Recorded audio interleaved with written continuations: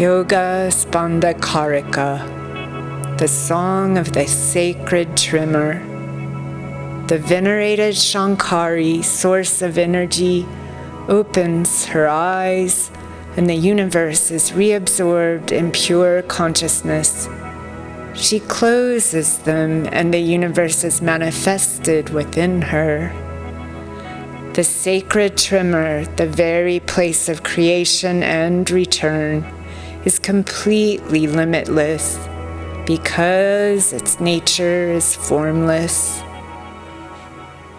Even within duality, the Tantrika goes straight to the non-dual source because pure subjectivity always resides immersed within his own nature. All the relative notions tied to the ego rediscover their peaceful source deeply buried under all the different states. In the absolute sense, pleasure and suffering, subject and object, are nothing other than the space of profound consciousness.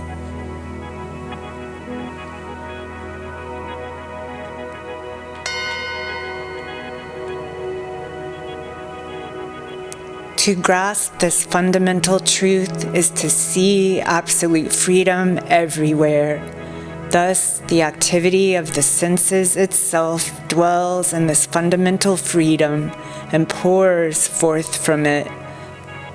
Therefore, the person who rediscovers this essential sacred tremor of consciousness escapes the dim confusion of limited desire. Liberated in this way from the multiplicity of impulses tied to the ego, he experiences the supreme state. Then the heart realizes that the true innate nature is both the universal agent and the subjectivity that perceives the world. Thus, immersed in understanding, it knows and acts according to its desire. How can this wonder-filled Tantrika, who always comes back to his own fundamental nature as the source of all manifestation, be subject to transmigration? If the void could be an object of contemplation, where would the consciousness that perceives it be? Therefore, consider contemplation of the vacuity as an artifice of a nature analogous to that of a profound absence from the world. Actor and action are united, but when action is dissolved by abandoning the fruits of the act, the very dynamic that is tied to the ego exhausts itself, and the Tantrika who is absorbed in this profound contemplation discovers the divine tremor liberated from its ties to the ego.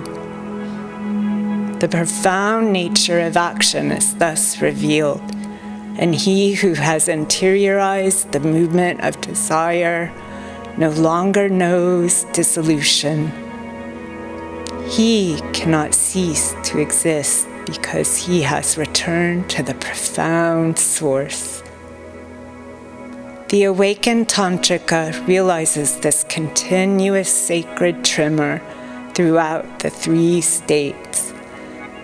Shiva is then in loving union with Shakti in the form of knowledge and its object,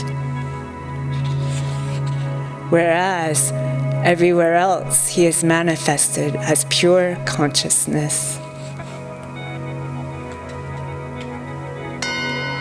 The whole palette of the different kinds of sacred tremoring finds its source in the universal sacred tremor of consciousness, and in this way reaches the person.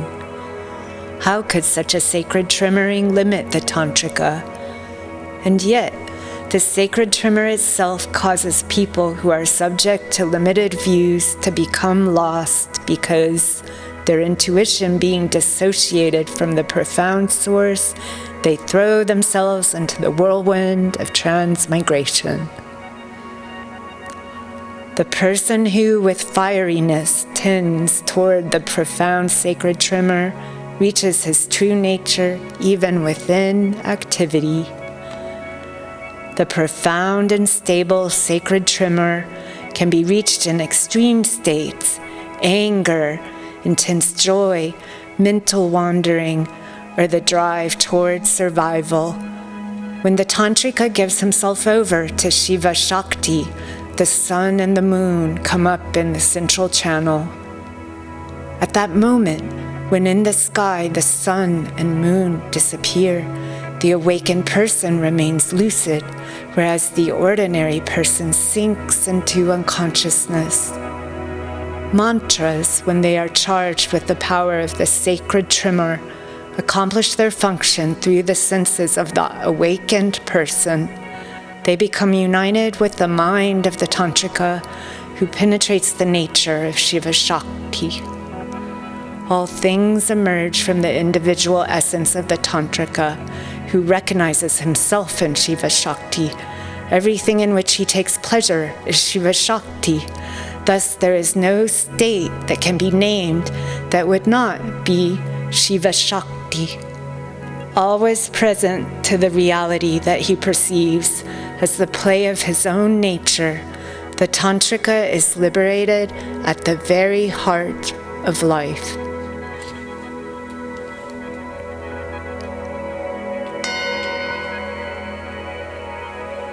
Through the intensity of objectless desire, contemplation emerges in the heart of the Tantrika, united to the profound sacred tremor. This is the attainment of the supreme nectar, the immortality of samadhi, which reveals to the Tantrika his own nature. The ardor toward Shiva Shakti that manifests in the universe allows the Tantrika to be fulfilled. Over the course of the dream, the sun and the moon appear in his heart, and all his wishes are granted. But if he is not present, the Tantrika will be wronged by the play of manifestation, and he will experience the illusory state of the aspirant throughout waking and sleeping. Just as an object that escapes attention is more clearly perceived when we make the effort to see it better from all angles, so the supreme sacred tremor appears to the Tantrika when he ardently strives toward it. In this way, everything is in tune with the essence of his true nature. Even in a state of extreme weakness, such a Tantrika succeeds in this accomplishment. Even starving, he finds his food. With his only support, the recognition of the heart, the Tantrika is omniscient and in harmony with the world. If the body-mind is ravaged by discouragement due to ignorance, only the completely unlimited expansion of consciousness will dissipate a lassitude whose source will then have disappeared. The revelation of the self arises in the person who is now only absolute desire. May each of us have this experience.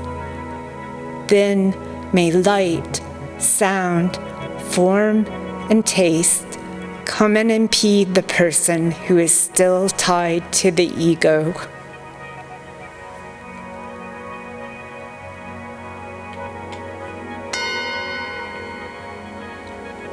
When the Tantrika pervades everything with his absolute desire, what use are words? He has this experience on his own. May the Tantrika remain present, his senses vigilantly sown in reality, and may he know stability. The person who is deprived of his power by the dark forces of limited activity becomes the plaything of the energy of sounds. Caught in the field of subtle energies and mental representations, the supreme ambrosia is dissolved, and the person forgets his innate freedom. The power of the word is always ready to veil the profound nature of the self, because no mental representation can free itself from language. The energy of the sacred tremor that passes through the vulgar person enslaves him, whereas this same energy liberates the person who is on the path. The subtle body itself is an obstacle that is tied to limited intelligence and to the ego. The enslaved person has experiences that are tied to his beliefs and to the idea that he has of his body, and in this very way perpetuates the tie. But when the Tantrika becomes established in the sacred tremor of reality, he liberates the flow of manifestation and return, and in this way takes pleasure in the universal freedom as a master of the wheel of energies. I venerate the spontaneous, tremoring, and wonderful words of my master who had me cross the ocean of doubt. May this jewel of knowledge lead all beings to reach the true nature of reality, and may they keep this jewel in the deepest part of their heart.